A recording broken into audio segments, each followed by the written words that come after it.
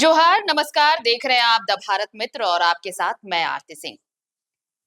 बालू, कोयला और इसका खेल झारखंड में कोई नई बात नहीं है और इसे लेकर सब अपनी अपनी सियासत भी चमकाते रहते हैं। इसमें कोई दो राय नहीं है, इसमें कोई संशय नहीं है। लेकिन ताज्जुब तब होता है जब आप दूसरों पर उंगली उठाते हैं और अपनी जमीन भूल जाते हैं। दरअसल देखिए, एक तस्वीर हम आपको दिखा रहे हैं। ये तस्वीर पहले आप देखिए। ये है तस्वीर सिल्ली की। सिल्ली में राढ़ू नदी पर एक पुल बना है और ये पुल कब बना था? रघुवर के कार्यकाल, रघुवर दास जब मुख्यमंत्री हुआ करते थे, उनके कार्यकाल में इस पुल का निर्माण हुआ था। लंबा वक्त बीता, मेंटेनेंस नहीं हुआ पुल का, रखरखाव के अभाव में पुल जर्जर होने लगा। अब देखिए, हुआ यूं कि अभी थोड़ी देर पहले हमने आपको वो भी खबर दिखाई थी जिसमें आपने वो तस्वीर देखी थी कि डीएमओ खुद पहुंचे थे यहाँ पर निरीक्षण के लिए। दरअसल यहाँ पर 2-3 बालू घाट हैं। ये बालू घाट सरकारी हैं और यहाँ से गाड़ियां निकलती हैं। और रही बात कि नदी में अगर पानी कम हुआ है तो पिलर दिखेंगे, जो सतह की चीजें हैं वो नजर आएंगी। लेकिन अब सवाल ये उठता है कि यहाँ पर बालू चोरी को लेकर, बालू तस्करी को लेकर बाकायदा नेता प्रतिपक्ष बाबूलाल मरांडी ने अपने सोशल हैंडल एक्स पर एक पोस्ट लिखा है। इस पोस्ट का मजमून आप समझ सकते हैं। ये पोस्ट आप देखिए, उन्होंने बहुत करीने से लिखा है कि बालू तस्करी कैसे झारखंड की नींव को खोखला कर रहा है।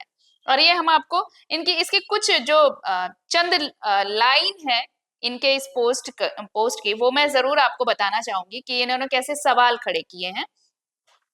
एक दो लाइन आप सुन लीजिए, बाकी आप देख सकते हैं, पढ़ सकते हैं इसमें।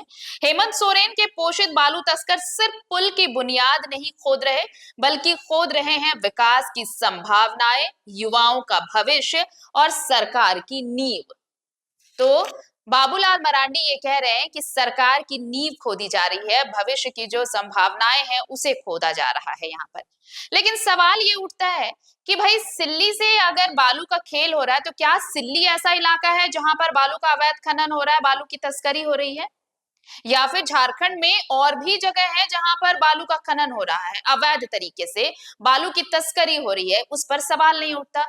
सिर्फ एक सवाल, सिल्ली।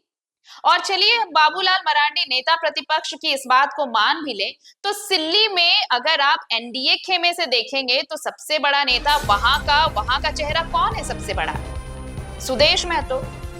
लेकिन अभी तक सुदेश महतो की तरफ से ऐसी कोई बात सामने नहीं आई है। अरे भाई, अब अपने इलाके का अगर वो प्रतिनिधित्व कर रहे हैं, अगर वो वहां पर सवाल नहीं उठा रहे तो सिर्फ बीजेपी इसे लेकर सवाल क्यों उठा रही है? इस पर भी सवाल है।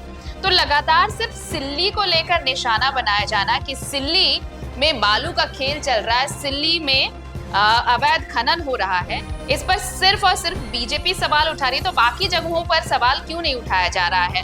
क्या कुछ चुनिंदा जगह है जिसे लेकर ये सवाल उठ रहे हैं? और सिर्फ सिल्ली की अगर हम बात करें तो मैंने एक और नाम लिया, उनकी तरफ से अब तक ऐसे कोई सवाल खड़े नहीं हुए। तो ये कुल मिलाकर ये है कि जानबूझकर अगर एक इलाके को टारगेट किया जा रहा है, अगर एक इलाके की तस्वीर दिखाई जा रही है, अगर इस तस्वीर को दिखाकर पूरे झारखंड के पर्सपेक्ट में बात की जा रही है, तो झारखंड के बाकी जिले भी हैं जहां पर इस तरह का खेल चल रहा है। सहयोगी अभिषेक भारती इस वक्त हमारे साथ फोन लाइन पर जुड़े हुए हैं। भारती, सिल्ली की बात कर रहे हैं। ये जो राढ़ू नदी पर बना पुल है, इसकी तस्वीर जब सामने आई तो ये कहा गया कि देखिए, बालू तस्करों ने क्या हाल कर दिया है पुल का, पुल कभी भी भरभरा कर गिर सकता है, इतनी जर्जर हालत है। डीएमओ पहुंचते हैं निरीक्षण के लिए, वो वास्तविक चीजें बताते हैं कि भाई देखिए, मेंटेनेंस नहीं हुआ है और जब सतह पानी जब नहीं रहेगा तो फिर ये चीजें नजर आएंगी।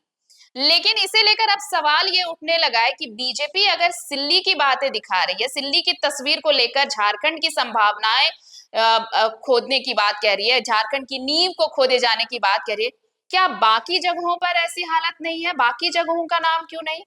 अभी देखिए, इसमें ना बेसिक पहले लोग समझ नहीं रहे हैं। और सिल्ली में हम ये बहस नहीं कर रहे हैं कि सिल्ली में बालू की चोरी हो रही है नहीं हो रही है।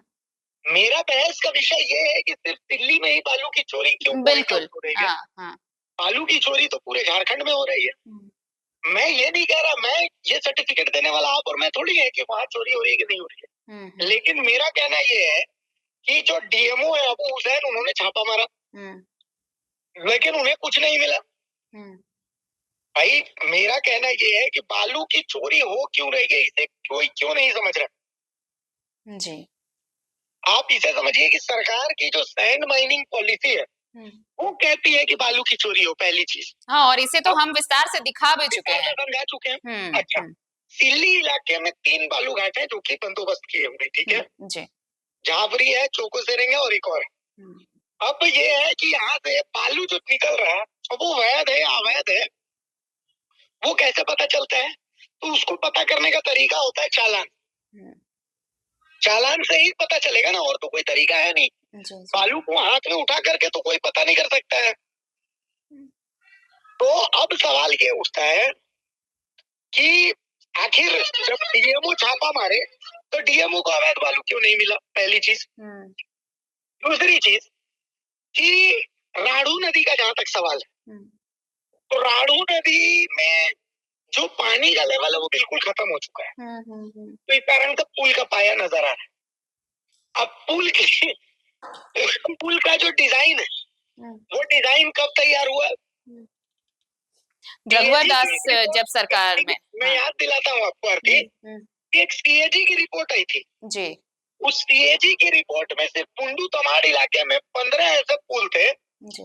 जिन पुलों की डिजाइन को लेकर के जो ऑडिट हुआ था उस ऑडिट में सवाल खड़े हुए थे, लेकिन उस समय उसकी चर्चा नहीं हुई। आज कहा जा रहा है कि बालू की चोरी के कारण जो है पाया निकल गया, लेकिन पुल की, भाई बालू की चोरी के कारण क्या मामला डी पुल धंसा था?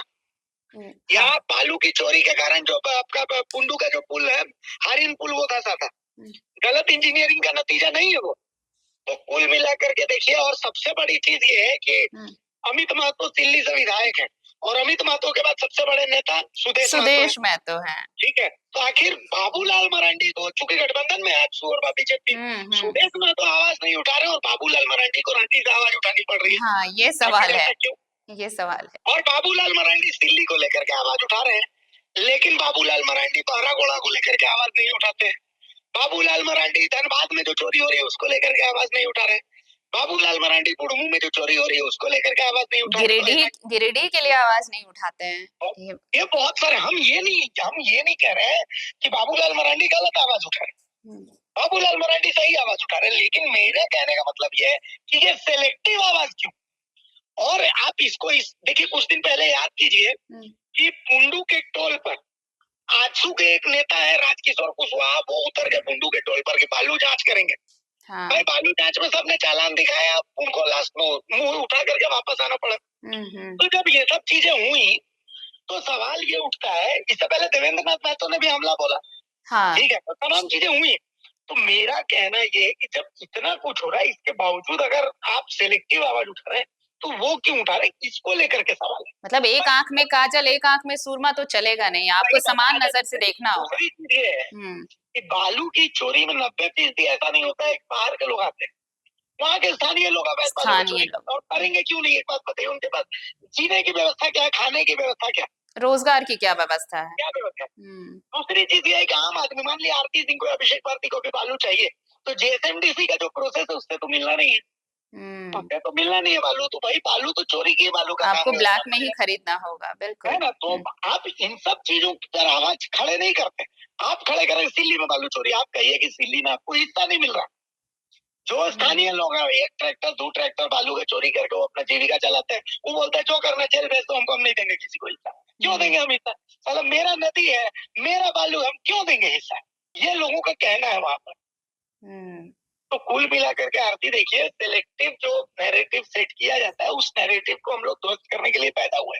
हम आपको बता देते, भारत मित्र इतना छोटा चैनल है, हमें कोई बालू माफिया 1 रुपया नहीं देता और न देगा, क्योंकि वो बड़े बड़े मगरमच्छ बैठे हैं, वो लोग खाते हैं, ठीक है। तो सवाल ये उठता है, तो फिर हम लोग ऐसा, क्योंकि नैरेटिव जो सेट किया जा रहा है उस नैरेटिव को ध्वस्त करना जरूरी। बिल्कुल बिल्कुल।